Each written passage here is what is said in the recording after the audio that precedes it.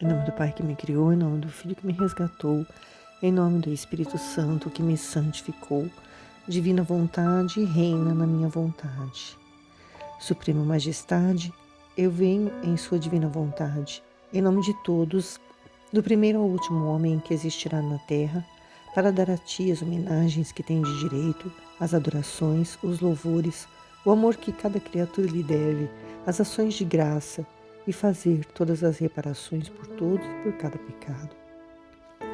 Vem, Senhor, na Tua divina vontade, dou-te a minha vontade humana por meio do Imaculado Coração de Maria, que possui todos os dons e os frutos da divina vontade. Dá-me a Tua divina vontade. Vem, divina vontade, nessa ação que estou a fazer e em todas as ações que eu farei durante o dia. Amém. Meditação do Livro do Céu, do dia 21 de outubro de 1899, escrito por Luísa Picarreta. Depois de ter passado dias amargos de privação, sentia-me cansada e sem forças. Ainda que ia oferecendo estas mesmas penas, dizendo: Senhor, Tu sabes quanto me custa estar privada de Ti, mas me resigno à Tua santa vontade, oferecendo esta pena servíssima como meio para atestar-te meu amor e aplacar-te. Estes aborrecimentos, fraquezas, frieiras que sinto, tenho intenção de enviá-los como mensageiros de louvores e de reparações por mim e por todas as criaturas.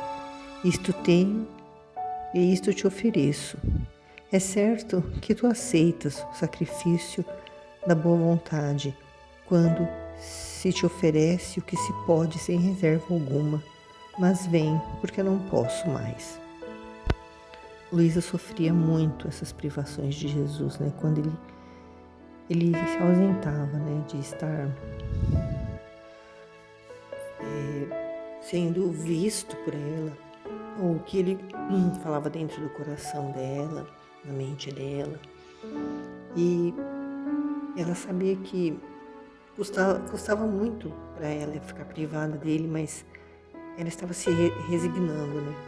Ela estava aprendendo a resignar a vontade dela para fazer a vontade de Deus. E ela disse que ela aceitava o sacrifício, né? Que Jesus aceita o sacrifício, aliás, da boa vontade, quando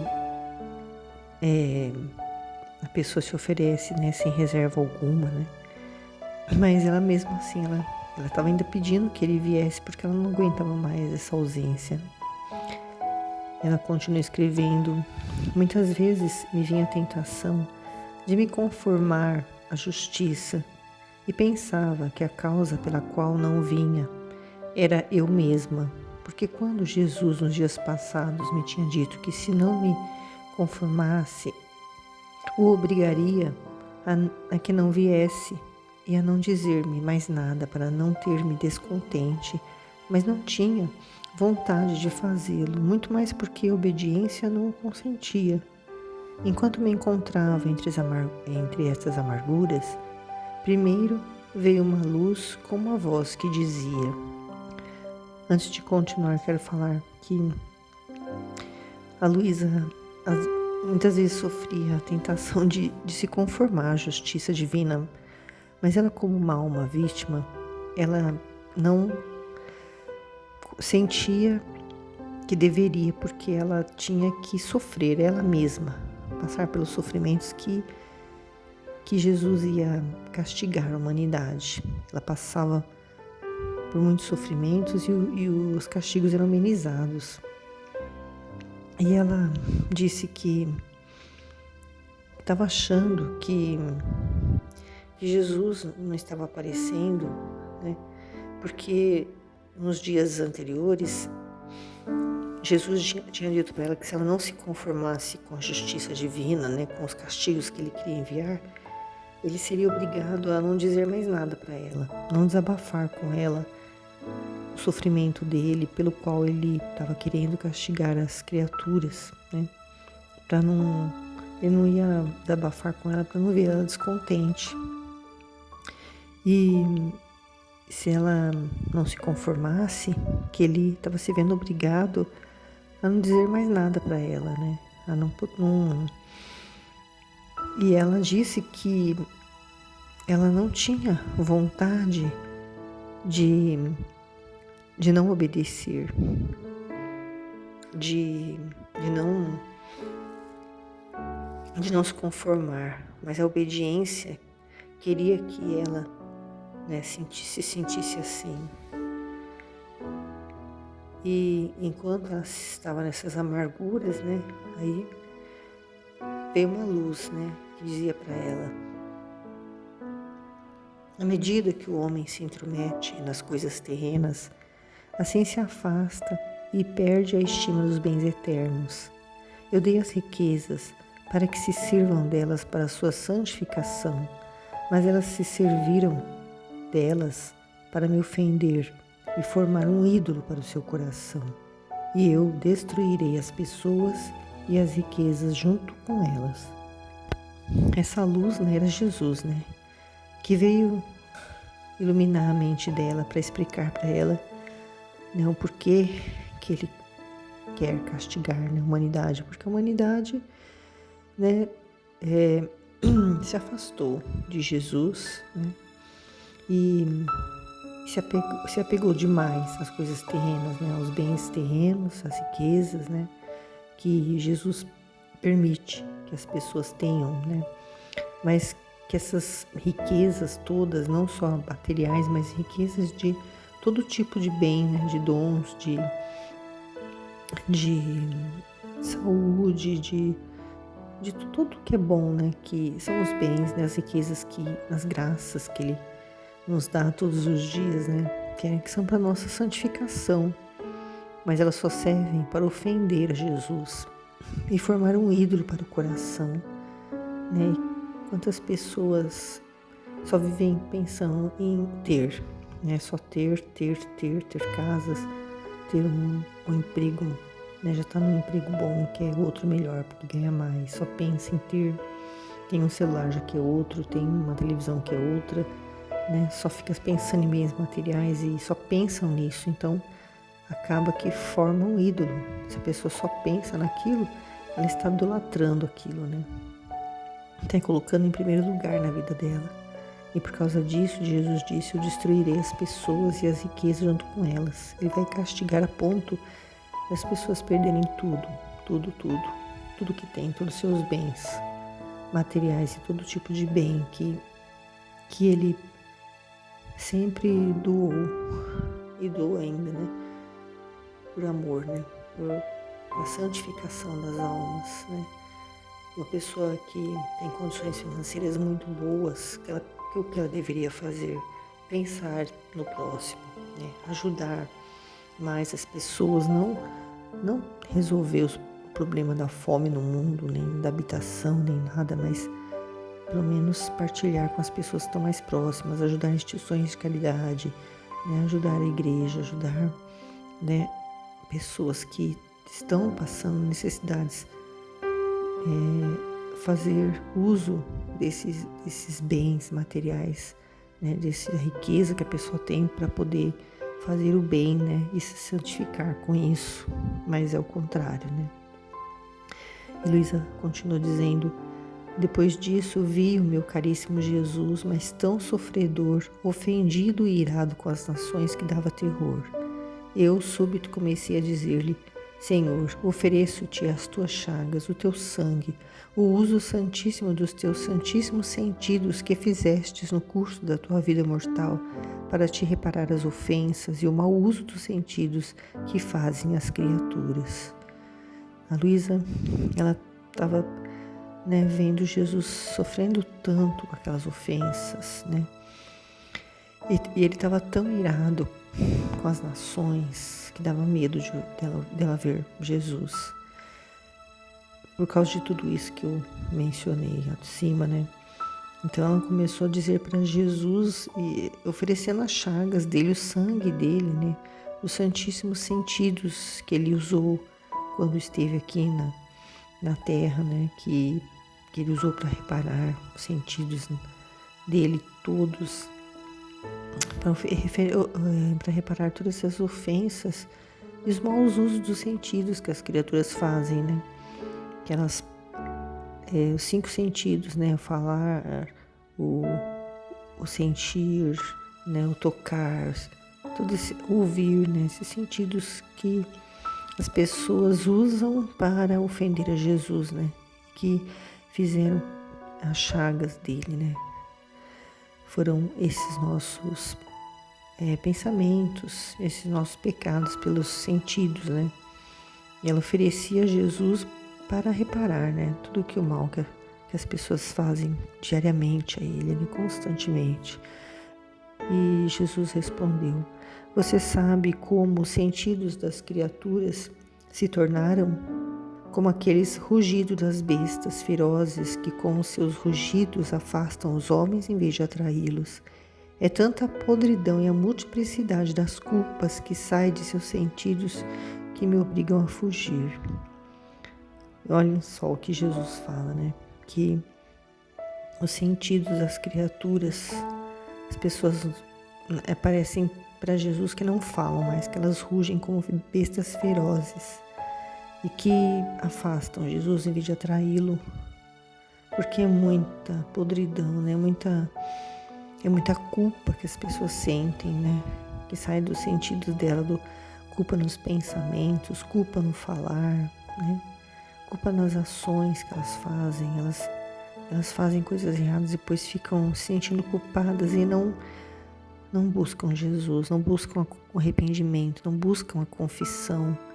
Por isso que essa culpa atormenta tantas pessoas e essa culpa que faz com que as pessoas vão para o inferno, porque a culpa não permite que a pessoa, na hora do encontro lá depois da morte, na hora que ela está diante do seu Criador e ele apresenta para ela o sofrimento dele por ela vai se achar culpada.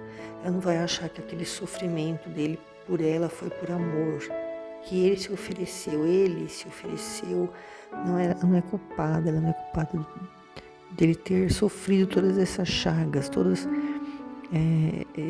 que foi citado agora, né? Derramado o sangue dele até a última gota, ele fez por amor, ele fez como exemplo de doação, né? de entrega total por amor aos seus filhos. E muitos morrem na culpa e na hora desse encontro pessoal com Deus é essa culpa que a condena e que a leva para o inferno. E essas culpas obrigam Jesus a fugir, ele não consegue ficar num coração que é cheio de culpa, que é cheio de perturbação por causa da culpa. Para que Jesus possa entrar e permanecer no coração, é preciso que o coração esteja vazio, esteja totalmente aberto para ele poder reinar ali. E a culpa o impede. Qualquer sentimento ruim que tem no nosso coração, qualquer pensamento, qualquer coisa ruim que tem em nós, nos impede dele agir, dele fazer aquilo que a vontade de Deus quer realizar através de nós. E Jesus, aí Luísa diz para Jesus: ah, Senhor, como eu te vejo zangado. Se queres continuar a mandar castigos, eu quero ir para o céu, ou então eu quero sair desse estado. De que adianta estar nele se eu não posso mais me oferecer vítima para livrar as pessoas? E ele falando-me sério, tanto que me senti aterrado, disse-me: tu queres tocar os 2 extremos, ou que não faça nada, ou que tu queres vir. Não te contentas com que as nações sejam perdoadas em parte? Crês tu que Corato, que é a cidade onde a Luísa morava lá na Itália, seja o melhor e o que menos me ofende? E o fato de eu ter perdoado em parte em comparação com as outras cidades é coisa de nada? Por isso conforta-te, acalma-te, enquanto eu me ocupo em castigar as nações. Tu me acompanhas com os teus suspiros e com os teus sofrimentos, pedindo-me que os mesmos castigos sirvam para a conversão dos povos. Luísa estava questionando Jesus, que não tinha sentido mais ela continuar como uma vítima para sofrer no lugar das pessoas, né? Se ele estava querendo mandar os castigos para a humanidade, né? E Jesus disse para ela que ela estava querendo tocar os dois extremos, né? Ou que Jesus não fizesse nada, ou que ela morresse, né? Para não poder assistir, né? Porque ela via, né? Jesus castigando, né? Então, Jesus foi falar para ela que ela não estava se contentando, né? Que as nações fossem perdoadas em parte, porque parte ia para a humanidade e parte para ela o sofrimento, né? E estava dizendo para ela que o fato dele ter perdoado em parte, em comparação com as outras cidades, né? Ter perdoado em parte a cidade onde ela morava, né? É coisa de nada? Não, é muita coisa, né? E ele falou por isso para ela se confortar e se acalmar, enquanto ele se ocupava de castigar as nações, porque esses castigos serviam para a conversão dos povos todos, né? Porque as pessoas, quando estão no desespero, então, na maioria das vezes são onde elas se lembram de Deus, né? Elas podem até se falar até que são ateus, mas na hora do sofrimento mesmo, eu duvido que elas não se lembrem de Deus, né? Não tem como a pessoa negar a Deus, né? Principalmente na hora do sofrimento, ela vai buscar um auxílio, seja onde for, pode até ser no centro de macumba, mas a intenção dela é buscar a Deus, só que ela está desesperada, né? Ela não sabe para onde ela ir, e ela vai no primeiro lugar que aparece, o que alguém sugere, mas na verdade ela está buscando Deus, né? Ela pode ir numa seita, ela pode ir onde ela for, qualquer religião que ela for, ela vai estar buscando Deus, né? E ela não tem às vezes consciência disso, mas a alma dela anseia por Deus, né? Então esses castigos fazem que as pessoas se voltarem para Ele, para elas reconhecerem que dependem dele para tudo, que elas precisam do auxílio dele, que só ele pode auxiliar, como? Dando força para ela enfrentar as dificuldades, os sofrimentos, o que surgir de que ela possa achar que é ruim. Não, é uma purificação que ela está passando, é um teste, uma forma dela reconhecer o seu Criador. A alma da pessoa sabe, né, deseja, anseia, mas a pessoa carnal não reconhece muitas vezes, que depende dele. E nesses momentos é onde essa luz vem iluminar a pessoa e ela volta a olhar para o céu, ela para de olhar para o próprio umbigo, ela para de olhar para os problemas, para o chão, olhar para baixo e achando que não tem mais saída. Ela, na hora do sofrimento, ela se volta para Deus, ela olha para cima e pede auxílio, né? E ele vai atender na medida da necessidade da pessoa, ele vai dar, dependendo do que ela pede, ele vai dar forças para ela, vai dar paciência para ela, vai dar, né, vai aumentar a fé dela, a esperança dela, né? Muitas vezes ela não vai resolver o problema, mas ela vai passar por aquele problema e vai se transformar numa pessoa melhor. Ela vai, depois dessa tribulação, se ela recorrer a Deus, se ela nunca antes tinha se lembrado que Ele existia, quando ela passar por aquilo e ela ter passado com o auxílio dele, ela vai se lembrar que existe um Deus e ela vai, né, voltar a querer essa proximidade com Ele, vai querer essa amizade, vai querer continuar, né, debaixo dessa proteção que ela sentiu.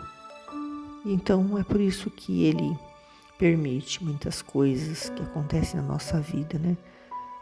que de todo mal ele tira um bem. Então é isso que nós temos que ter em mente e viver, né, dessa forma, sempre buscando fazer a vontade dele, né, entregando tudo para ele, esperando nele, porque para ele nada é impossível e se nós nos resignarmos, né, como Luísa estava fazendo no início, resignarmos à vontade dele e crermos e esperarmos nele, com certeza, né, coisas boas acontecerão. Amém.